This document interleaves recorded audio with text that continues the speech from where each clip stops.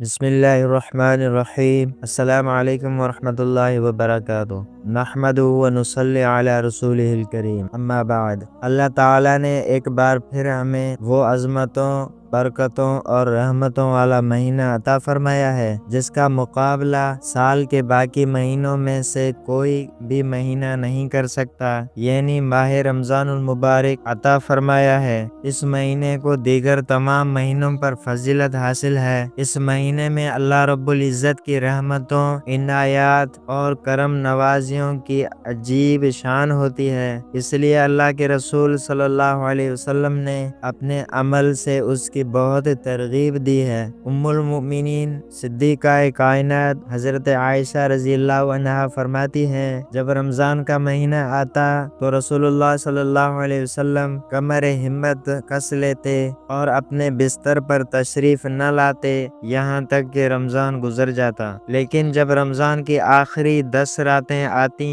تو سیدہ عائشہ رضی اللہ عنہا ہی فرماتی ہیں، رسول اللہ صلی اللہ علیہ وسلم آخری 10 دنوں میں جو کوشش فرماتے وہ باقی دنوں میں نہ فرماتے تھے۔ رمضان المبارک میں چونکہ اجر و ثواب کئی گنا بڑھ جاتا ہے، اس لیے جتنی بھی عبادات انسان کر سکتا ہو ضرور کرے۔ تہجد۔ حضرت ابو امامہ رضی اللہ عنہ سے روایت ہے کہ نبی کریم صلی اللہ علیہ وسلم نے فرمایا، تمہیں تہجد ادا کرنی چاہیے، اس لیے کہ تم سے پہلے نیک بندوں کی عادت بھی یہی تھی۔ یہ تمہارا اپنے رب سے قربت حاصل کرنے کا ذریعہ ہے۔ یہ عمل تمہاری برائیوں کو مٹانے والا اور تمہیں گناہوں سے بچانے والا ہے۔ سحری۔ حضرت انس بن مالک رضی اللہ عنہ سے روایت ہے کہ نبی کریم صلی اللہ علیہ وسلم نے فرمایا، سحری کا کھانا کھاؤ کیونکہ اس میں برکت ہے۔ صاحب الزیادی عبد الحمید رحمہ اللہ سے مروی ہے کہ میں نے عبداللہ بن حارث رضی اللہ عنہ سے کسی صحابی کا یہ واقعہ سنا۔ ایک صحابی اللہ کے نبی صلی اللہ علیہ وسلم کے پاس حاضر ہوئے۔ آپ صلی اللہ علیہ وسلم اس وقت سحری کا کھانا تناول فرما رہے تھے۔ آپ صلی اللہ علیہ وسلم نے فرمایا، یہ سحری کا کھانا ایسا بابرکت ہے جو اللہ تعالیٰ نے اپنے فضل سے عطا کیا ہے، لہٰذا اس سے مت چھوڑو۔ حضرت جابر رضی اللہ عنہ سے مروی ہے کہ نبی کریم صلی اللہ علیہ وسلم نے فرمایا، جس شخص نے روزہ رکھنا ہو اسے چاہیے کہ وہ کچھ نہ کچھ سحری ضرور کھائے۔ حضرت انس رضی اللہ عنہ سے روایت ہے کہ نبی کریم صلی اللہ علیہ وسلم نے فرمایا، سحری کیا کرو اگرچہ ایک گھونٹ پانی پینے کی صورت میں ہی ہو۔ ام المؤمنین سیدہ عائشہ رضی اللہ عنہا فرماتی ہیں کہ مجھ سے رسول اللہ صلی اللہ علیہ وسلم نے فرمایا، سحری کا بابرکت کھانا میرے پاس لاؤ، اور کبھی تو ایسا ہوتا تھا اس کے لیے 2 کھجوریں ہی میسر ہوتی تھیں۔ حضرت صاحب بن یزید رضی اللہ عنہ سے روایت ہے کہ رسول اللہ صلی اللہ علیہ وسلم نے فرمایا، اچھی سحری کھجور والی ہے۔ حضرت ارباز بن ساریہ رضی اللہ عنہ سے مروی ہے کہ میں نے رمضان کے مہینے میں اللہ کے رسول صلی اللہ علیہ وسلم کو سحری کی دعوت دیتے ہوئے سنا۔ آپ یوں فرمایا کرتے تھے، آؤ بابرکت کھانے کی طرف آؤ۔ حضرت عبداللہ بن عمر رضی اللہ عنہ سے روایت ہے حضرت عبداللہ بن عمر رضی اللہ عنہما سے روایت ہے کہ رسول اللہ صلی اللہ علیہ وسلم نے فرمایا، اللہ تعالیٰ سحری کھانے والوں پر رحمت بھیجتے ہیں اور اس کے فرشتے ان کے لیے دعا کرتے ہیں۔ حضرت عمرو بن العاص رضی اللہ عنہ سے روایت ہے، رسول اللہ صلی اللہ علیہ وسلم نے فرمایا، ہمارے اور اہل کتاب کے روزوں میں فرق کرنے والی چیز سحری کا کھانا ہے، روزہ۔ حضرت ابو ہریرہ رضی اللہ عنہ سے روایت ہے کہ اللہ کے رسول صلی اللہ علیہ وسلم نے ارشاد فرمایا، میری امت کو رمضان شریف میں 5 چیزیں خاص طور پر دی گئی ہیں جو پہلی امتوں کو نہیں دی گئیں۔ نمبر 1، ان کے منہ کی بو اللہ کے نزدیک مشک سے زیادہ پسندیدہ ہے۔ نمبر 2، ان کے لیے فرشتے دعا کرتے رہتے ہیں حتیٰ کہ افطار کے وقت تک دعا کرتے ہیں۔ نمبر 3، ان کے لیے ہر روز جنت کو سجایا جاتا ہے۔ اللہ تعالیٰ فرماتے ہیں کہ ان قریب میرے نیک بندے اپنے اوپر سے مشقتیں ہٹا کر تیری طرف آئیں گے۔ نمبر 4، اس میں سرکش شیاطین قید کیے جاتے جاتے ہیں اور لوگ رمضان میں ان برائیوں کی طرف نہیں پہنچ سکتے جن کی طرف غیر رمضان میں جا سکتے ہیں۔ نمبر 5، رمضان کی آخری رات میں روزہ داروں کی مغفرت کی جاتی ہے۔ صحابہ کرام رضی اللہ عنہم نے عرض کیا، کیا یہ شب قدر ہے؟ فرمایا نہیں، بلکہ دستور یہ ہے کہ مزدور کو مزدوری کام ختم ہونے کے وقت دی جاتی ہے۔ حضرت ابو ہریرہ رضی اللہ عنہ سے روایت ہے کہ نبی کریم صلی اللہ علیہ وسلم نے فرمایا، جو شخص بغیر کسی شرعی عذر کے رمضان کے ایک دن کا روزہ چھوڑ دے اور پھر اس کی تلافی کرنے کے لیے تمام عمر کے روزے بھی رکھے تو اس ایک روزے کا بدل نہیں ہو سکتا۔ فرض نماز۔ حضرت ابو ہریرہ رضی اللہ عنہ سے مروی ہے کہ انہوں نے اللہ کے رسول صلی اللہ علیہ وسلم کو یہ فرماتے ہوئے سنا، بتاؤ کسی کے دروازے پر ایک بڑی نہر ہو اور وہ اس میں ہر روز 5 بار نہاتا ہو تو کیا اس کے بدن پر میل کچیل رہ سکتی ہے؟ عرض کیا کہ نہیں۔ آپ صلی اللہ علیہ وسلم نے فرمایا، یہی مثال 5 نمازوں کی ہے کہ اللہ تعالیٰ ان نمازوں کی سبب خطاؤں کو مٹا دیتا ہے۔ باجماعت نماز۔ حضرت عبداللہ بن عمر رضی اللہ عنہما سے مروی ہے کہ اللہ کے رسول صلی اللہ علیہ وسلم نے فرمایا، وہ نماز جو جماعت کے ساتھ ادا کی جائے وہ اکیلے نماز پڑھنے سے 27 درجے زیادہ فضیلت والی ہے۔ نماز کے بعد اذکار۔ حضرت ثوبان رضی اللہ عنہ سے مروی ہے کہ رسول اللہ صلی اللہ علیہ وسلم جب نماز مکمل فرما لیتے تو 3 بار استغفر اللہ پڑھتے اور اس کے بعد یوں دعا کرتے، اللہم انت السلام و منک السلام تبارک ذا الجلال والاکرام۔ اے اللہ، آپ ہی سلامتی والے ہیں اور آپ ہی کی طرف سے سلامتی ملتی ہے، آپ ہی برکت، بزرگی اور عزت والے ہیں۔ اشراق کے نوافل۔ حضرت انس رضی اللہ عنہ سے روایت ہے کہ رسول اللہ صلی اللہ علیہ وسلم نے فرمایا، جس نے فجر کی نماز باجماعت پڑھی پھر وہیں اللہ کا ذکر کرنے بیٹھ گیا یہاں تک کہ سورج نکل آیا، پھر اس نے 2 رکعتیں پڑھی تو اس کے لیے ایک مکمل حج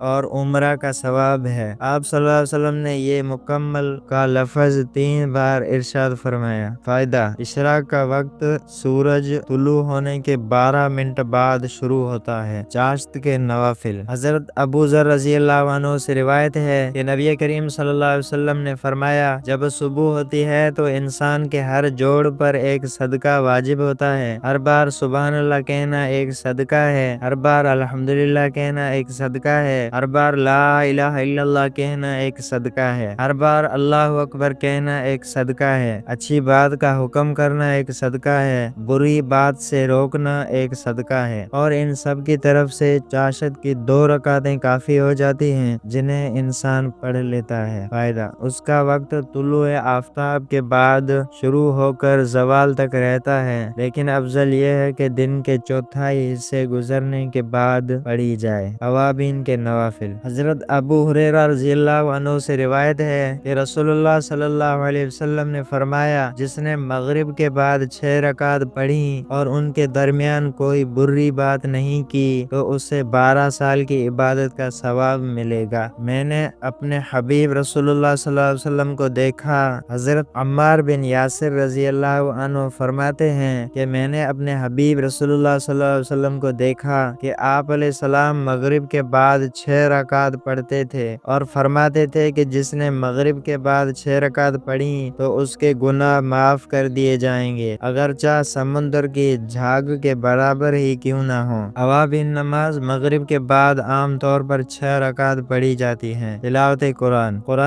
قرآن کریم کو رمضان المبارک سے بہت نسبت ہے۔ اسی مبارک مہینے میں قرآن کریم نازل ہوا۔ نبی کریم صلی اللہ علیہ وسلم اس مہینے میں حضرت جبرائیل علیہ السلام سے قرآن کریم کا دور سننا اور سنانا فرمایا کرتے تھے۔ حضرت ابو امامہ باہلی رضی اللہ عنہ کہتے ہیں کہ میں نے رسول اللہ صلی اللہ علیہ وسلم کو یہ فرماتے ہوئے سنا، تم قرآن کو پڑھو اس لیے کہ یہ قیامت کے دن اپنے پڑھنے والوں کی سفارش کرے گا۔ توبہ و استغفار۔ حضرت انس رضی اللہ عنہ سے مروی ہے کہ میں نے رسول اللہ صلی اللہ علیہ وسلم کو یہ فرماتے ہوئے سنا کہ اللہ تعالیٰ ارشاد فرماتے ہیں، اے آدم کی اولاد، تو جب بھی مجھ سے دعا کا طالب بن کر آئے گا اور مجھ سے معافی کی امید لگائے گا تو میں تیری مغفرت کر دوں گا، خواہ تو نے کتنے ہی بڑے گناہ کیے ہوں۔ مجھے اس کی پرواہ نہیں۔ اے آدم کی اولاد، اگر تیرے گناہ آسمان کی بلندیوں تک بھی پہنچ جائیں اور پھر بھی تو مجھ سے مغفرت مانگے تو میں تیری مغفرت کر دوں گا، اور اس پر مجھے کسی کی کوئی پرواہ بھی نہیں ہے۔ دعا۔ حضرت ابو ہریرہ رضی اللہ عنہ سے روایت ہے کہ رسول اللہ صلی اللہ علیہ وسلم نے فرمایا، جو شخص اللہ سے نہیں مانگتا تو اس پر اللہ تعالیٰ ناراض ہو جاتے ہیں۔ یہ دستور دنیا کے بالکل برعکس ہے، کیونکہ دنیا والوں سے مانگو تو ناراض اور نہ مانگو تو خوش ہوتے ہیں۔ اس کے باوجود اگر ہم اس ذات سے اپنی ضروریات کو پورا کرنے کی دعا نہ مانگیں تو بتائیے ہم سے زیادہ بے عقل اور کون ہوگا؟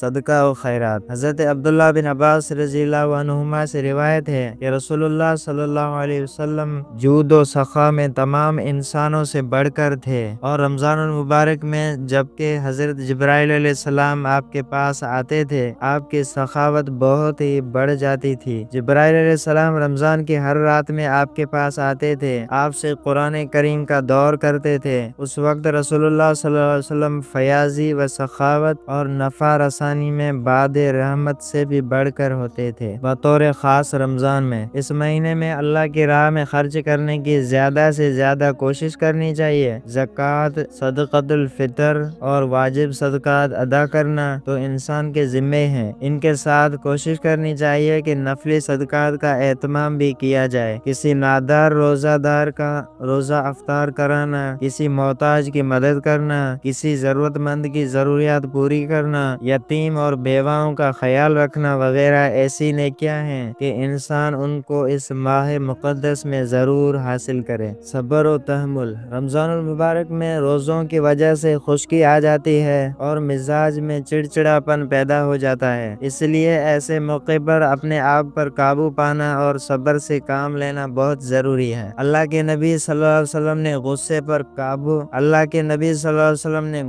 قابو پانے والے بردبار اور حلیم مزاج شخص کی تعریف و توصیف فرمائی ہے۔ حضرت ابو ہریرہ رضی اللہ عنہ سے مروی ہے کہ اللہ کے رسول صلی اللہ علیہ وسلم نے فرمایا، پہلوان وہ شخص نہیں جو غصے کے وقت لوگوں کو بچھاڑ دے، بلکہ پہلوان وہ شخص ہے جو غصے کے وقت اپنے آپ پر قابو رکھے۔ افطاری۔ حضرت سلمان فارسی رضی اللہ عنہ سے روایت ہے کہ رسول اللہ صلی اللہ علیہ وسلم نے فرمایا، جو شخص اپنی حلال کی کمائی میں سے کسی روزہ دار کو روزہ افطار کراتا ہے تو اس کے لیے پورا رمضان فرشتے دعائے رحمت کرتے رہتے ہیں، اور لیلۃ القدر میں جبرائیل امین بھی اس کے لیے دعائے رحمت کرتے ہیں۔ تراویح۔ حضرت ابو ہریرہ رضی اللہ عنہ سے روایت ہے کہ اللہ کے رسول صلی اللہ علیہ وسلم نے فرمایا، جس نے رمضان میں ایمان کے ساتھ ثواب کی نیت سے تراویح پڑھی تو اس کے گزشتہ گناہ معاف کر دیے جائیں گے۔ حضرت ابن عباس رضی اللہ عنہ سے مروی ہے کہ رسول اللہ صلی اللہ علیہ وسلم رمضان میں 20 رکعت تراویح اور وتر پڑھتے تھے۔ اللہ تعالی ہمیں ماہ مقدس رمضان المبارک کی صحیح طور پر قدر کرنے کی توفیق نصیب فرمائے۔ آمین بجاہ النبی